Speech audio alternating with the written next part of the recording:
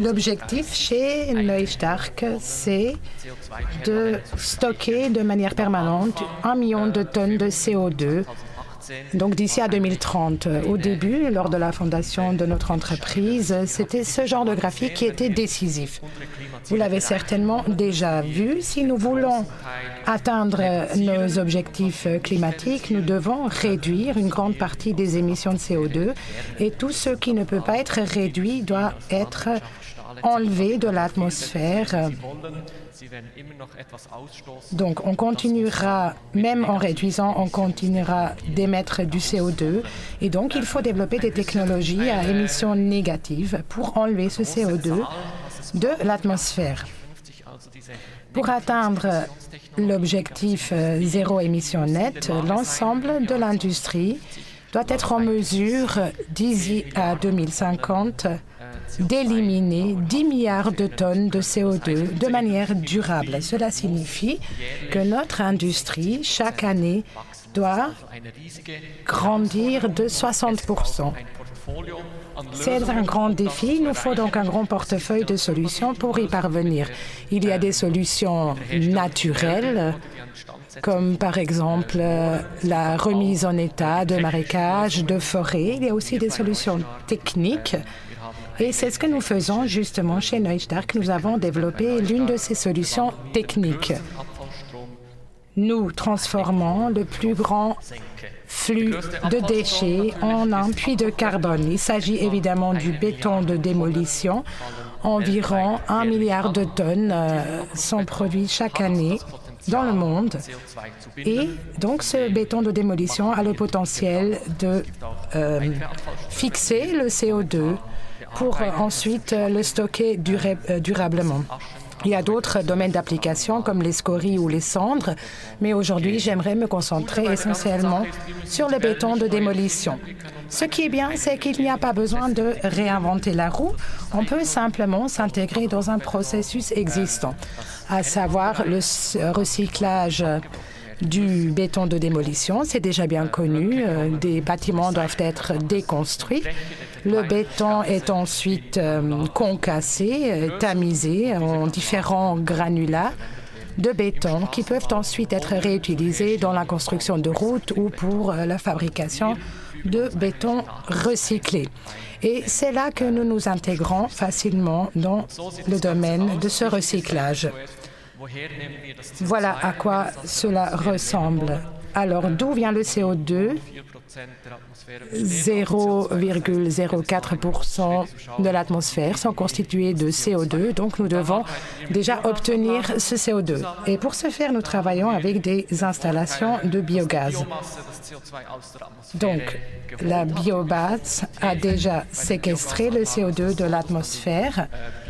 Ensuite, il y a un processus de fermentation et le CO2 est ensuite réinjecté en quelque sorte dans l'atmosphère. Donc, c'est un processus neutre en matière de CO2. Le CO2 est enlevé et ensuite réintroduit. Si nous pouvons maintenant capter ce CO2 avant qu'il n'arrive dans l'atmosphère et nous pouvons le stocker durablement, nous avons donc mis en place des émissions négatives. Alors, ce n'est pas bien sorcier. Le CO2 sort de l'usine de biogaz. C'est là que nous le captons avec un simple tube qui liquéfie le CO2 pour pouvoir le transporter ensuite sur le site.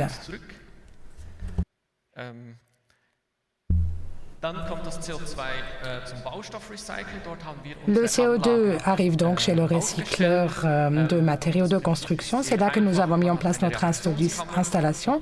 Nous avons ici une chambre de réaction. Donc, on a introduit le béton de démolition par le haut et puis par le bas.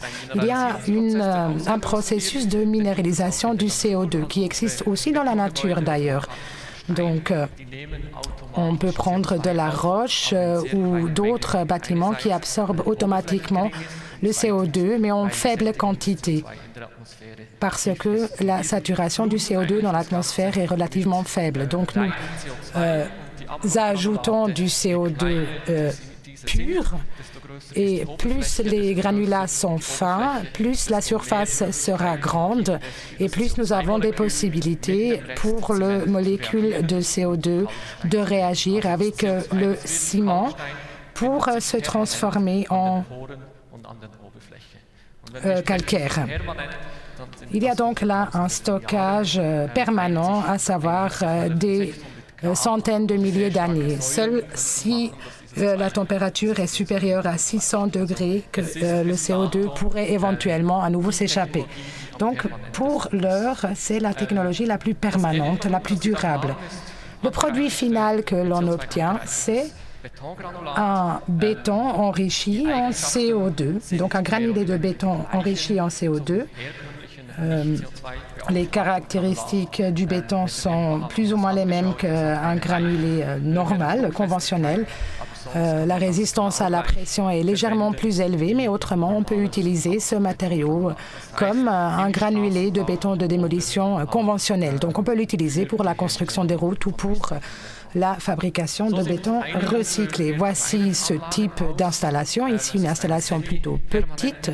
C'est une installation semi-permanente chez Holcim. On voit ici donc le processus. Le CO2 est ici donc amené avec ce conteneur qui peut contenir jusqu'à 20 tonnes de CO2 liquéfié.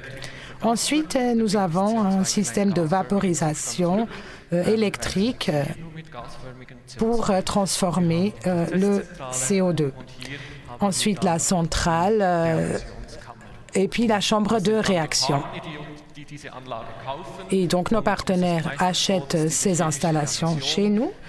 Et la plupart du temps, cette réaction chimique se produit en quelques heures. Dans les premières 90 minutes, 80% du potentiel sont déjà exploités. Et on peut donc effectuer cette réaction chimique pendant 12 à 24 heures. Cela dépend toujours un petit peu du site du partenaire et de la vitesse à laquelle il a besoin de son matériau.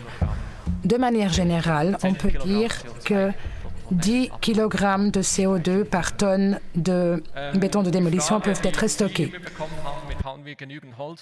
Alors la question de savoir si nous avons suffisamment de bois, chez nous la question c'est plutôt de savoir quelle est l'efficacité de ce stockage. Il faut d'abord liquéfier le CO2, il faut ensuite le transporter, il faut mettre en place les installations et nous avons donc procédé à une analyse du cycle de vie et nous avons obtenu une efficacité de 93% en Suisse.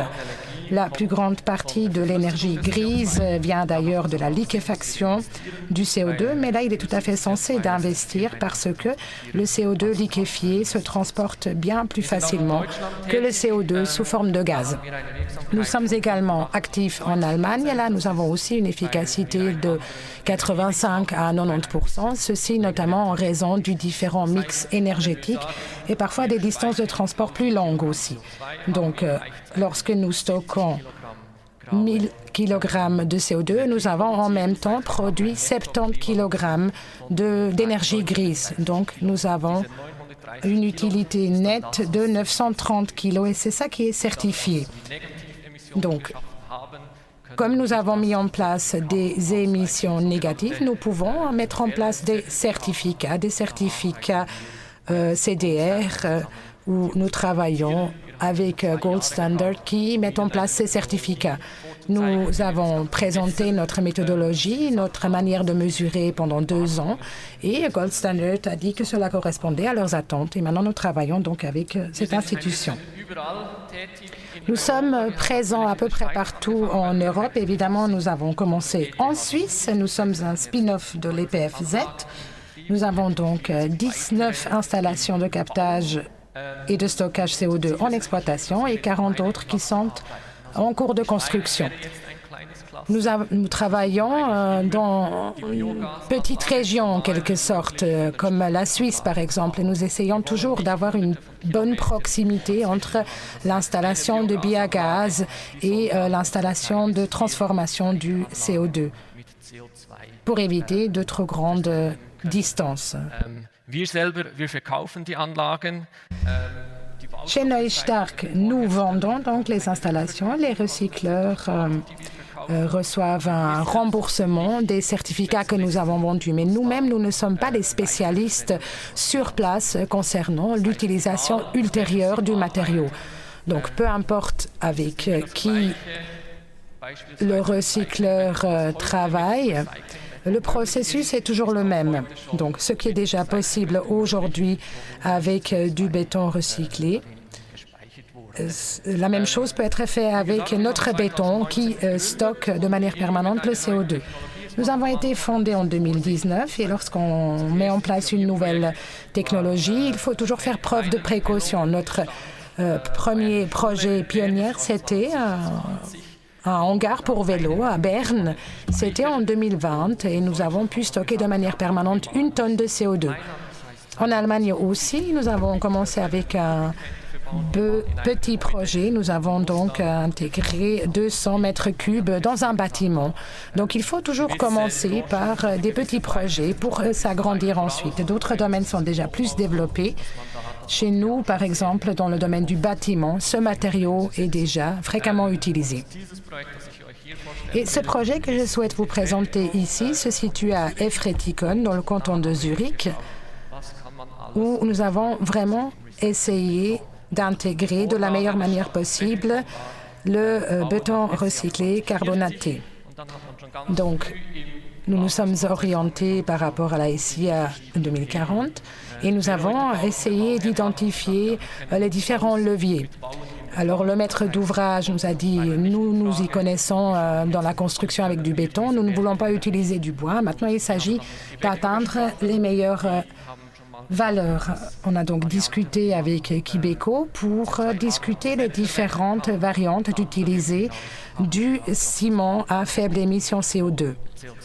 Et en plus, on a donc proposé ce produit où le CO2 avait été stocké dans le béton de démolition. Ici, donc, 7500 mètres cubes ont été construits.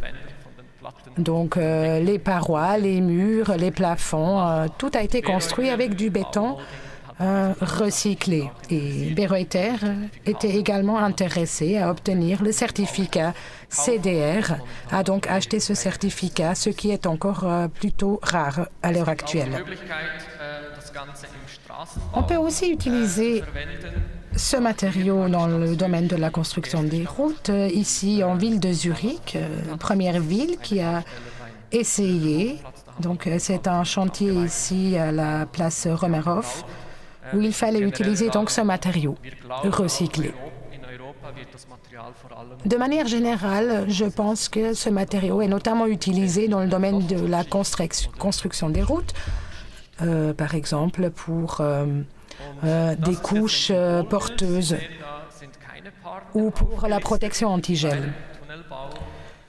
En matière de construction de tunnels, nous n'avons pas encore de référence parce que nous n'avons pas encore fait nos expériences dans ce domaine-là. Différentes normes sont restrictives aussi ici pour l'utilisation du béton recyclé. Alors, il faut toujours se demander comment interpréter ces normes. Est-ce qu'on peut peut-être mettre en place un projet pilote, un projet de référence pour une utilisation ultérieure?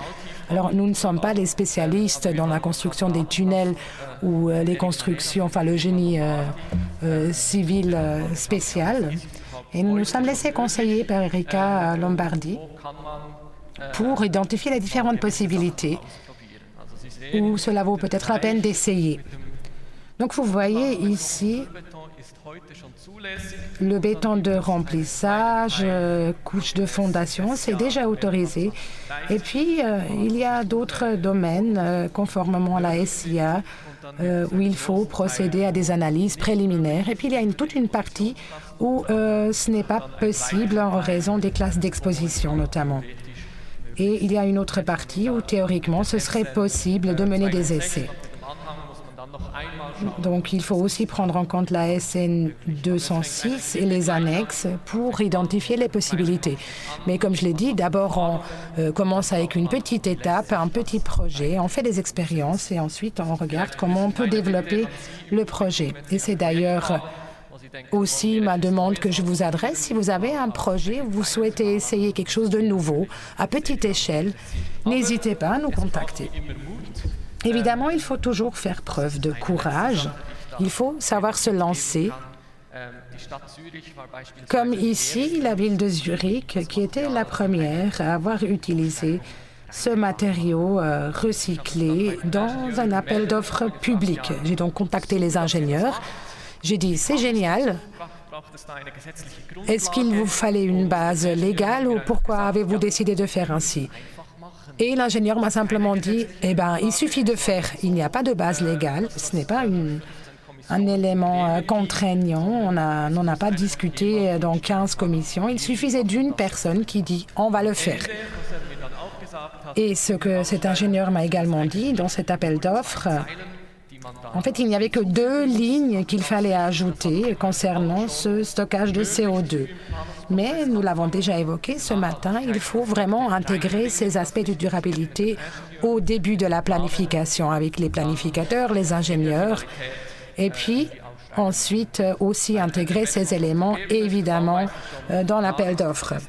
Parce que si le maître d'ouvrage, le type de béton ont déjà été désigné, c'est évidemment déjà trop tard. Donc, il faut avoir le courage de se lancer, puis n'hésitez pas à me contacter pour toute forme de collaboration possible.